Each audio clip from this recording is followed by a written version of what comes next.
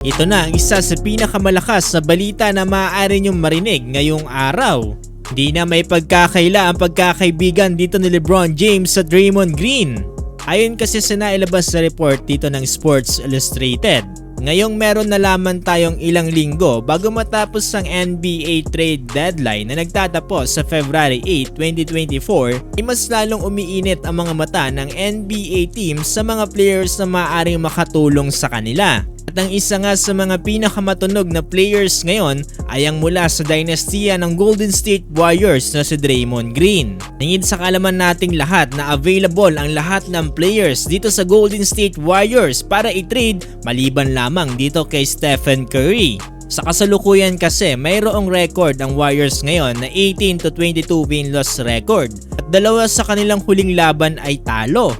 So kinakailangan ng gumawa ng move ngayon ng Golden State Warriors kung ayaw nilang malaglag dito sa NBA playoffs. At ang isa sa pinakamatunog na options ngayon ay ang pagpunta na Draymond Green dito sa Purple and Gold. Dahil sa kaliwat kanan na suspension dito ni Draymond Green para sa Golden State Warriors, ay meron ng mga espekulasyon na kumakalat na baka napapagod na nga daw ang Golden State Warriors dahil sa mga nagiging distraction dito ni Draymond Green. Pawala na kasi ng pawala ang mga players na dati inaalagaan dito ng Golden State Warriors. Unang-una nangyari dito yung kay James Wiseman issue. Hindi rin gaano nagtagal na sundan naman to ni Jordan Poole.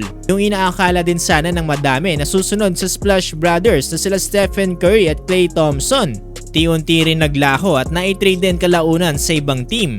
Sa ngayon hindi rin talaga natin maitago na malaki ang epekto ng edad dito sa mga prime players ng Golden State Warriors. Si Stephen Curry 35 years old na, si Dre at si Klay 33 years old. So hindi mawawala yung mga talent ng mga players na yan, pero kung masasabi natin na mas marami ng bottom players na maaaring ipalit sa kanila na merong mababang offer. Sa ngayon ang isa sa pinakaminamata ng Golden State Warriors ay ang player mula dito sa Los Angeles Lakers. Ito ay walang iba kundi si Rui Hachimura.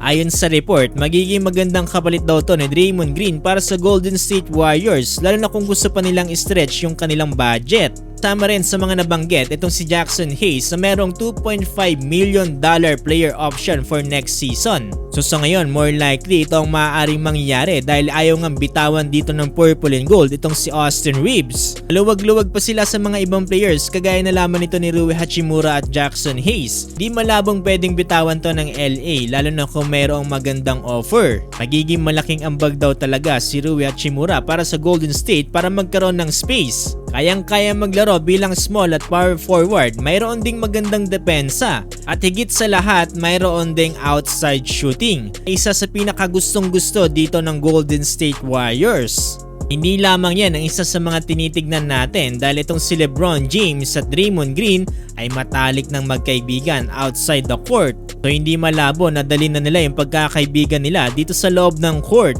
Nagtropa tong dalawang to lagi na ispatan sa mga events dito sa US. Yung nagkaroon ng suspension si Dre, sinabi niya dito na minessage daw siya ni LeBron James at kinamusta siya nito.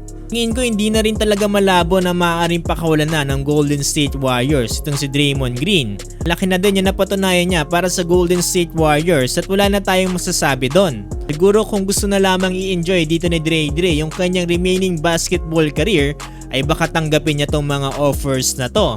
Malat din ngayon ang trade proposal dito ni Bill Simmons na kung saan kasama si Draymond Green, Rui Hachimura at si Nikola Vucevic. Mapupunta sa LA si Dre samantalang sa Bulls naman si Rui Hachimura at sa Golden State si Nikola Vucevic. So anong masasabi nyo dito sa mga speculations na kumakalat? Nalo ba ang Los Angeles Lakers kung makukuha nila sa Draymond Green o magiging dihado? I-comment nyo lang yung inyong palagay.